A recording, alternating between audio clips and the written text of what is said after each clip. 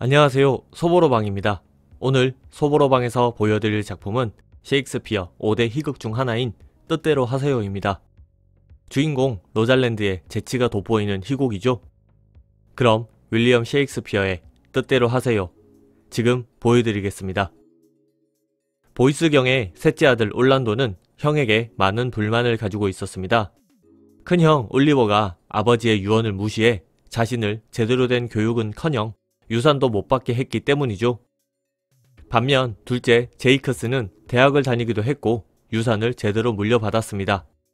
올란도는 큰형 올리버에게 이런 불만을 얘기했지만 오히려 올리버는 올란도에게 화를 냈죠.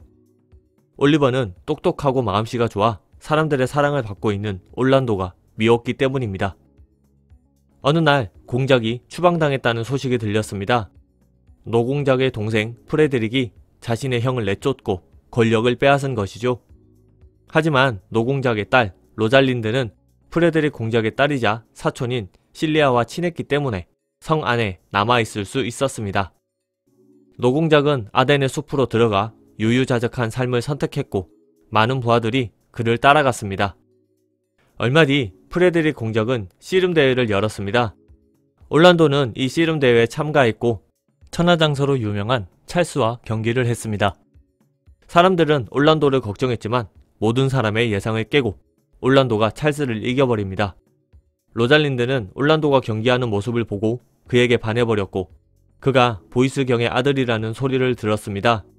로잘린드는 올란도에게 자신의 아버지 노공작이 보이스경과 친했다는 이야기를 하면서 그에게 자신의 목걸이를 주죠. 올란도 역시 로잘린드에게 반했지만 수줍어서 말을 하지 못했죠. 둘은 이렇게 헤어졌습니다. 그날 프레드릭은 실리아와 함께 있던 로잘린드에게 왔습니다. 그리고 로잘린드에게 떠나라 말했죠. 실리아와 친해 성 안에 있게 해주긴 했지만 노공작의 딸이기 때문에 더 이상 봐주기 어렵다는 이유에서였습니다. 실리아는 아버지를 설득하려 했지만 소용이 없었고 프레드릭이 자리를 비우자 그녀는 로잘린드와 함께 떠나기로 했습니다.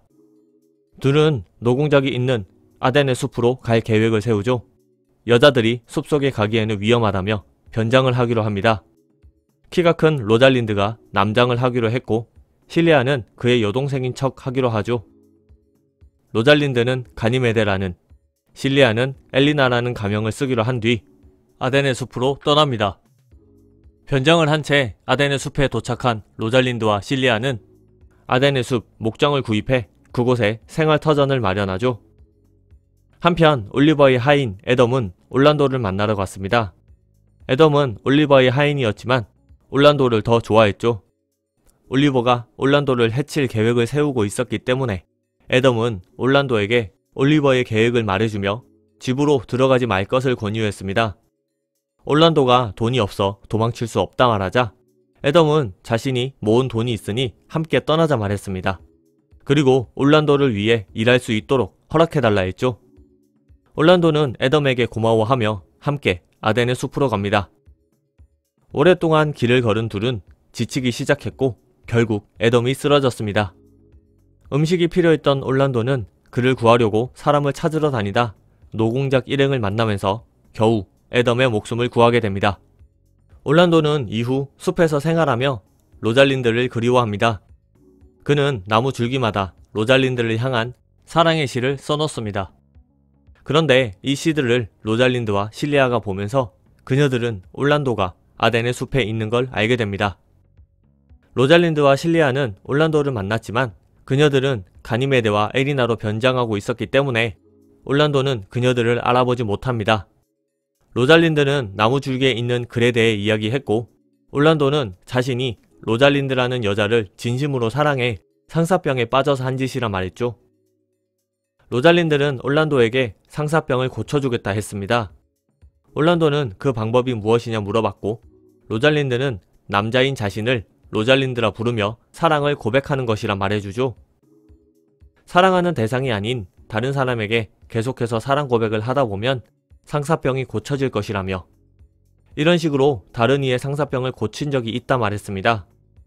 올란도는 로잘린드가 시키는 대로 하기로 합니다. 한편 아덴의 숲속에는 실비어스라는 목동과 피비라는 양치기 처녀도 있었습니다. 실비어스는 피비를 좋아하고 있었죠. 하지만 피비는 실비어스를 좋아하지 않았기 때문에 그에게 까칠하게 대했습니다. 우연히 둘의 대화를 들은 로잘린드는 충실한 양치기인 실비어스를 알아보지 못하고 막대하는 피비를 꾸짖지만 오히려 피비는 가니메드로 남장을 한 로잘린드에게 반해버립니다.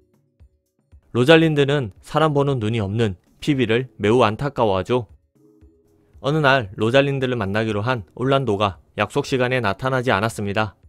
올란도는 평소에도 자주 약속 시간을 어겼기 때문에 로잘린드는 매우 섭섭해했죠. 그런데 갑자기 올란도의 형 올리버가 나타나서는 가니메드를 찾았습니다. 그는 로잘린드에게 자초지종을 설명하죠. 올란도는 올리버뿐만 아니라 프레드릭으로부터도 미움을 받았습니다. 프레드릭이 보이스경과 사이가 좋지 못했는데 그런 그의 아들이 씨름 대회에서 우승을 했기 때문이죠. 프레드릭은 올리버가 올란도를 해칠 거라 생각했습니다.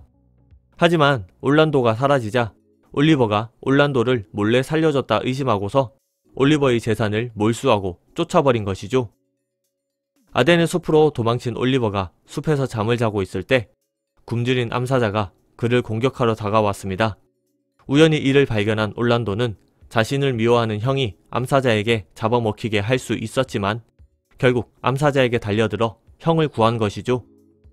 올리버는 올란도가 사자 때문에 어깨를 다쳐서 오지 못했다는 소식을 전했습니다. 그리고 올리버는 자신을 구해준 올란도를 보고 자신의 죄를 뉘우쳤다는 이야기도 해주죠.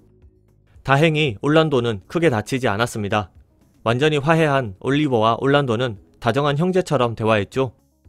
올리버는 올란도에게 자신이 엘리나와 사랑에 빠졌다 말하며 엘리나에게 청혼을 했다 말했습니다. 올란도는 축하를 해주며 내일 결혼식을 올리라 말해주죠. 마침 로잘린드가 나타나 셋은 함께 결혼식에 대한 이야기를 했습니다. 올란도가 형의 결혼식 이야기를 하며 사랑을 이루지 못한 자신의 마음이 아플 거라 얘기하자 로잘린드가 뜬금없는 이야기를 합니다. 로잘린드는 자신이 마술사의 지도를 받았다며 내일 로잘린드를 눈앞에 데려다 놓을 수 있다 말한 것이죠. 다음날 노공작, 올란도, 올리버, 실리아, 실비어스, 피비, 그리고 로잘린드가 모였습니다. 로잘린드는 만약 자신이 로잘린드를 데려온다면 어떻게 할 것인지 물어보죠.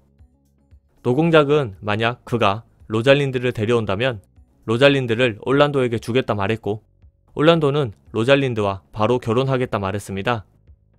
로잘린드는 자신과 결혼하고 싶어하는 피비에게도 이야기하죠. 만약 자신과 결혼할 생각이 없어진다면 실비어스와 결혼을 하겠느냐 라는 질문이었고 피비는 이에 동의합니다. 로잘린드는 약속을 꼭 지키라며 실리아와 잠시 자리를 떠납니다. 잠시 후 로잘린드와 실리아가 변장을 지운 채 등장했고 사람들은 가니메데와 엘리나의 정체가 바로 로잘린드와 실리아라는 것을 알고 놀랍니다. 노공작과 올란도는 그녀들을 매우 반가워했고 약속을 지키겠다 말했죠. 피비 역시 실비어스와 결혼을 하기로 합니다. 그때 갑자기 올란도의 형 제이크스가 등장해 프레드릭에 대한 소식을 전해줍니다. 프레드릭은 숲속에 유력 인사들이 모여있는 걸 알고 군사를 이끌고 진격했으나 중간에 한 현인을 만나 대화를 해 자신의 죄를 알고 뉘우치게 되었다는 내용이었죠.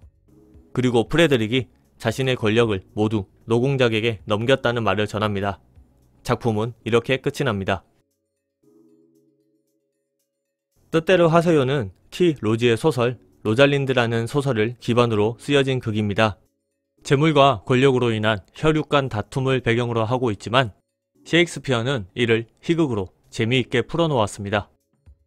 로잘린드의 원맨쇼가 돋보이는 작품 소보로방에서 보여드린 윌리엄 셰익스피어의 5대 희극 중 하나인 뜻대로 하세요 였습니다. 영상이 마음에 드셨다면 좋아요, 구독 버튼을 눌러주세요. 감사합니다.